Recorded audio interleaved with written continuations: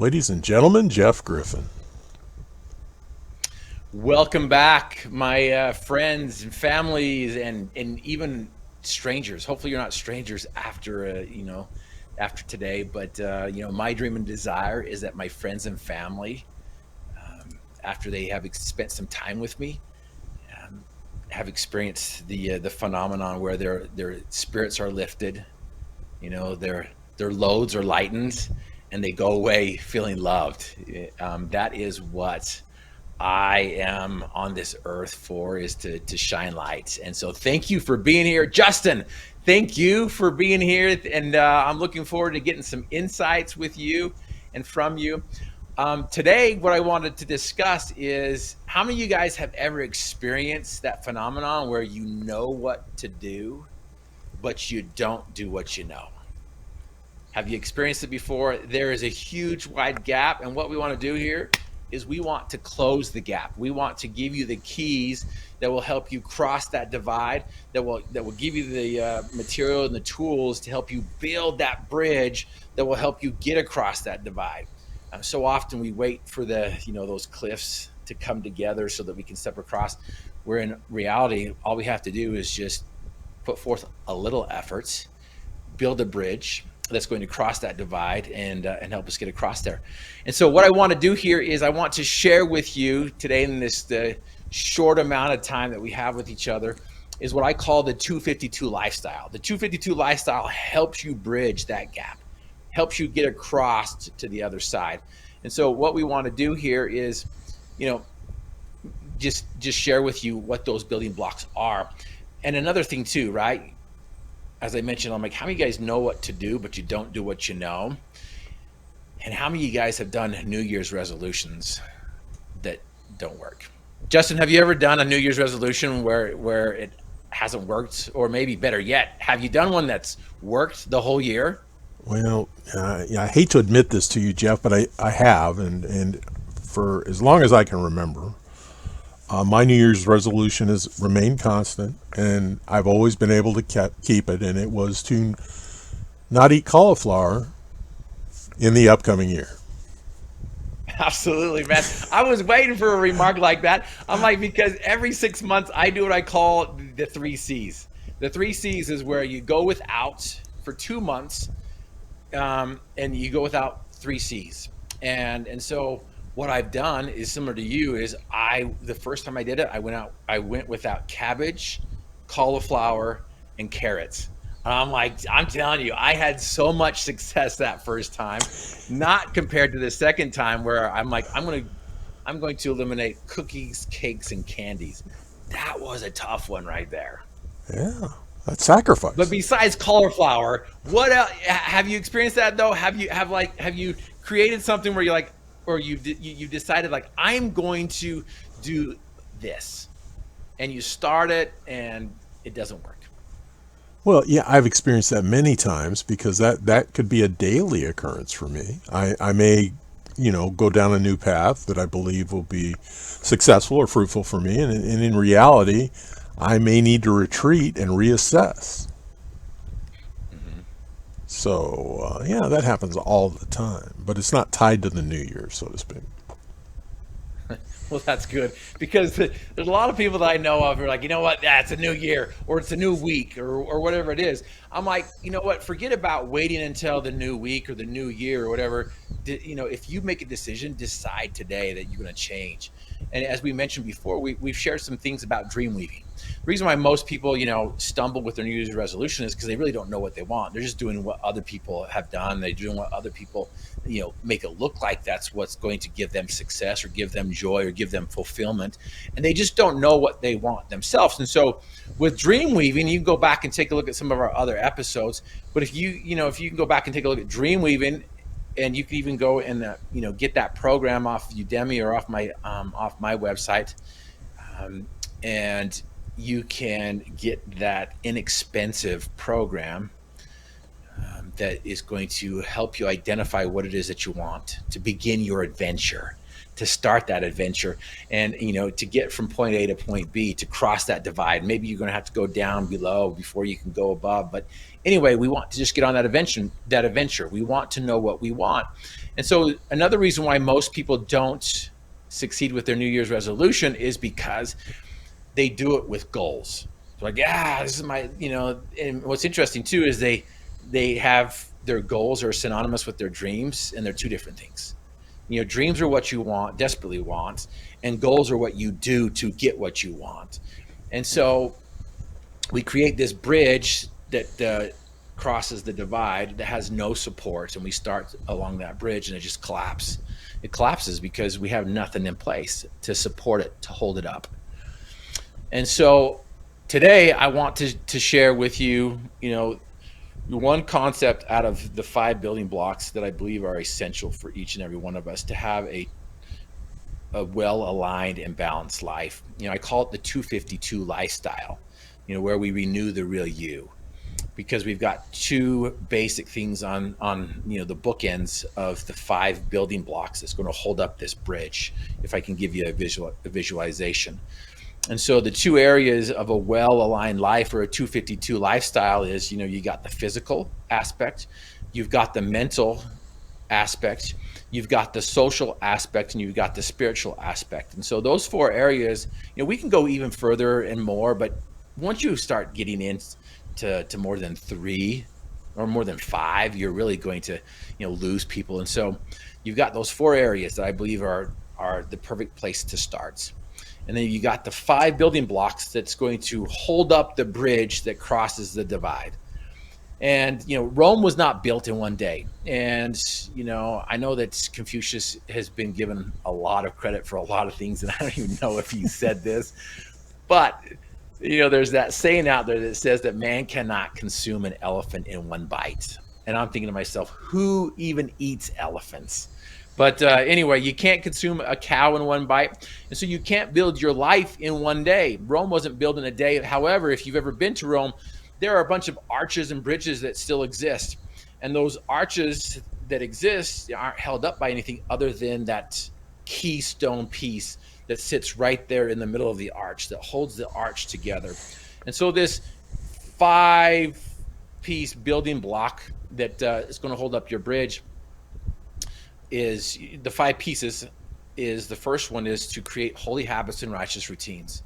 The next one is to desire the fundamentals, focusing on the FUN of the fundamentals. And I pause at the FU because some people are like, I don't want to do any of this. They're like, but no, absolutely desire the fundamentals. And then the third one, which is the keystone, the block that holds all the rest of them up, is work smarter, not harder, which is really just to focus on the keystone habits of those 4 areas in your life. The keystone habit of your physical life, the keystone habit of your mental life, the keystone habit of your social life, and the keystone habit of your social life. If you just focus on those 4 keystone habits, then you're going to be able to find the time, first of all, to do it. And then second of all, you're going to have the tools to where, now that you have that keystone in place, everything in your life that is fruitless and useless will fall out of place. And everything that is important begins to fall into place. And so that is working smarter, not harder. And then, of course, the next building block, the 4th one, is to be consistently consistent. And then the 5th one is just don't quit. Or capital D-O, capital I-T, as I have that, just do it. Just don't quit. It's the resilience aspect. It's the, how do I keep on going when I don't want to go? How do I keep on going in this darkness when I feel like I'm, losing directions, or I'm not even sure if I'm going in the right direction? It's going back to the possibility principle. It's going back to one of those pieces, which is trust in the process. And so how do we build that resilience? How do we build that skill that helps us keep going when, sometimes we don't want to, and how to keep on trusting in that, in the process. And so you've got those 5 building blocks that's going to hold up your bridge, that helps you cross that divide, that helps you get what you want, to help you get the success you desire, to help you get the results that you're wanting. And so what I wanted to do here is I wanted to focus on those keystone habits if I could, but any insights or thoughts about Keystone and Keystone habits? Well, the keystone is, to me, it's always been a big, powerful word. So when you use that word, I get kind of energized, and it's the center of things. It's the center of lots of concepts of engineering, social structure. It's just a real powerful word, and justifiable. It makes sense that it holds those bridges up, and that gives me encouragement, Joe. Yeah, absolutely. I think Charles Duhigg is his name, is the author of Keystone Habits, and he talks about some of the Keystone habits that are out there. He talks about one Keystone habits about good grades, or getting good grades in school, and you wouldn't even think that this would be the Keystone habit, but he said that families that eat together get better grades. The kids get better grades. And so he says, if you want your kids to have better grades, eat together. And there's more to it than just getting better grades. There's the social aspect, there's the humanistic and relationship aspect. But he says that you can increase. He says the information and the results from the study show that there's a 30% increase in your test scores and your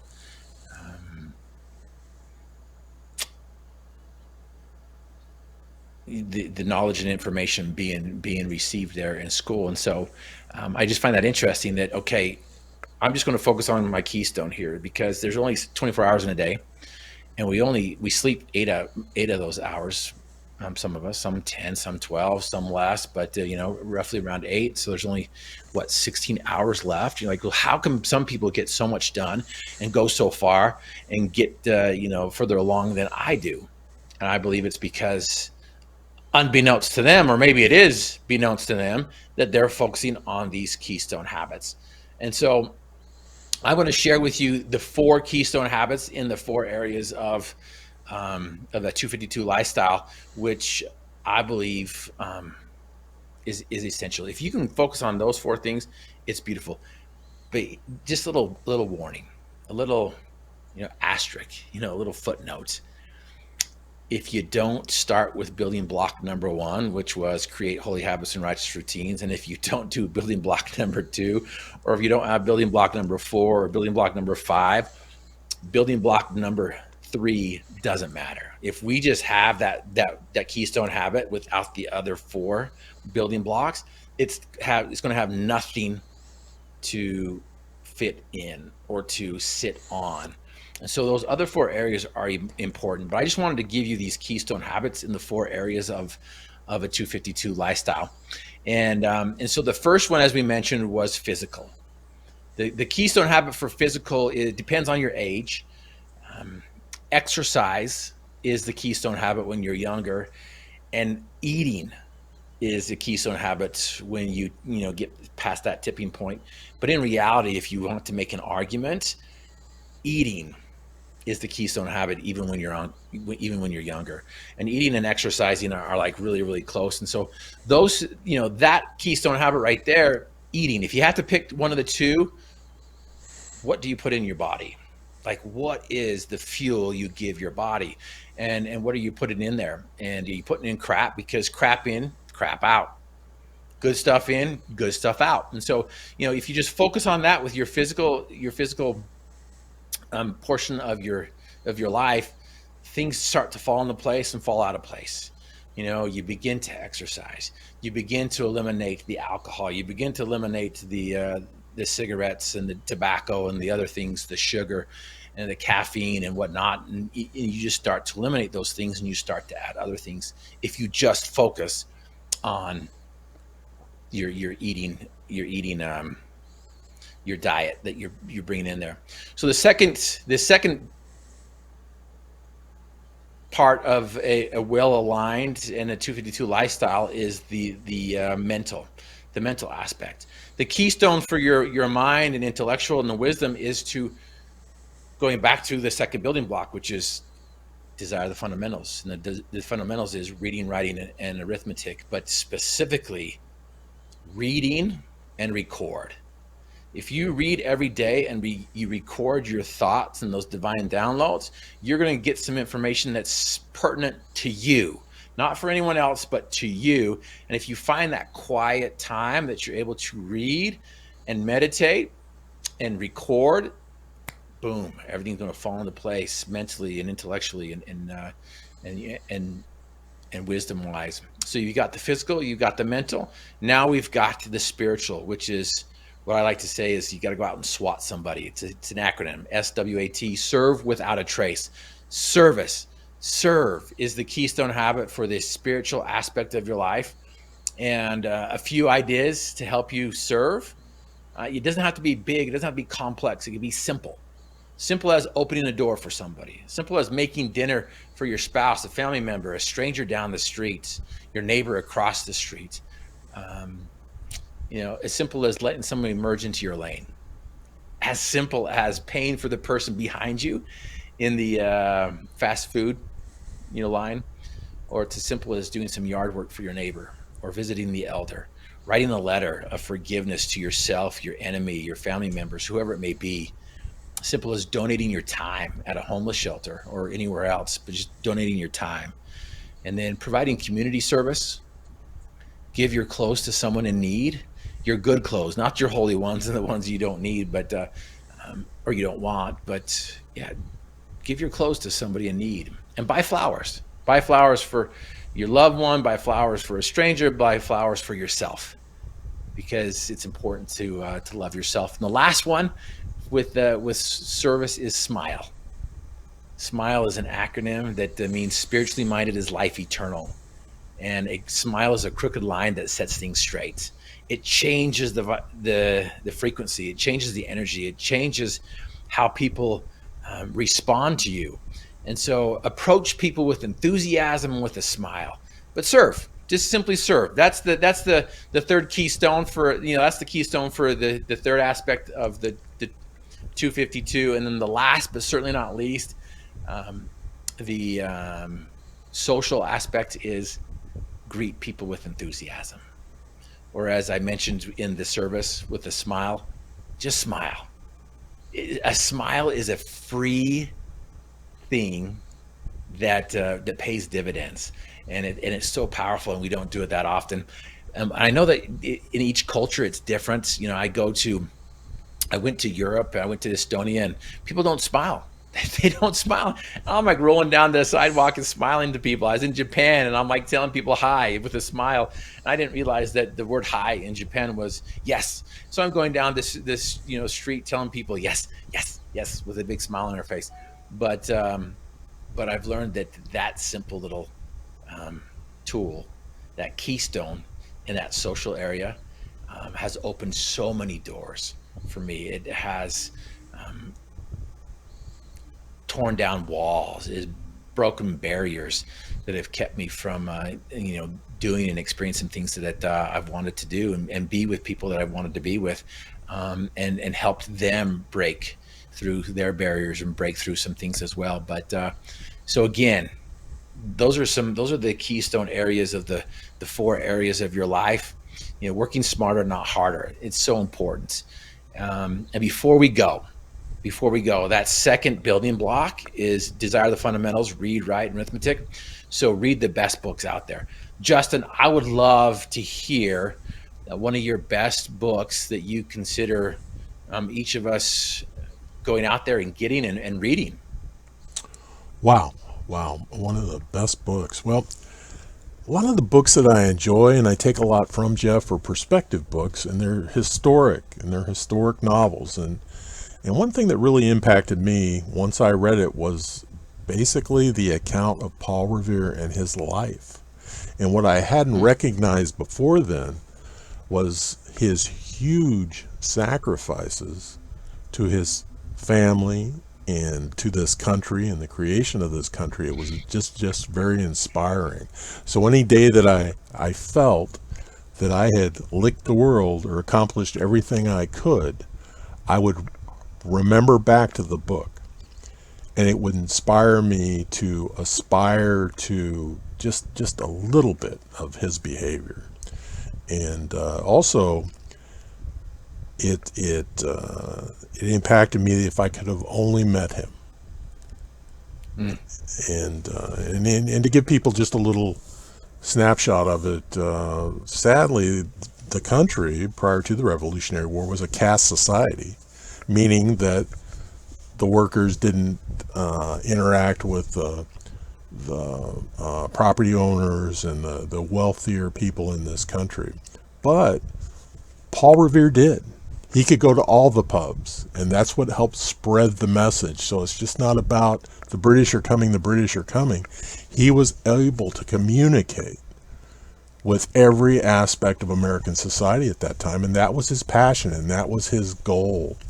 So whenever you hear the British are coming, the British are coming, it's a lot bigger statement than that. Other books, I'm always trying to enrich myself with books, because if I can take a little bit from each of them and try and apply it, it's valuable to me. And when you talk about recording, what I do to record is a little bit of journaling. Even if it's not on paper, I'm journaling it. I'm putting it in the database of my mind so I can draw on it when I need it.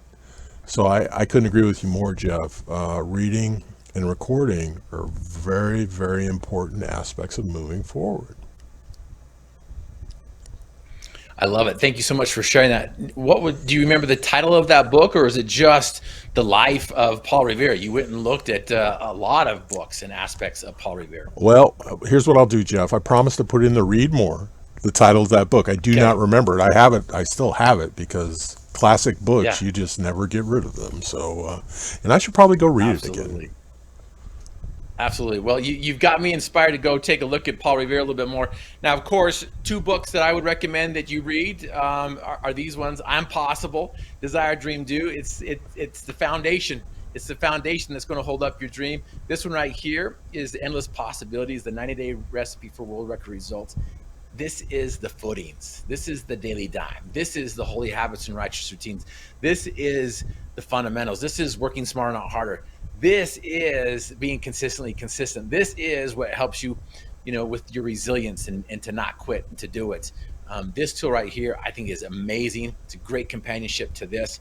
You go get both of them, and shipping is free. You put in the coupon code LOVE, and we'll knock it off 50% as well.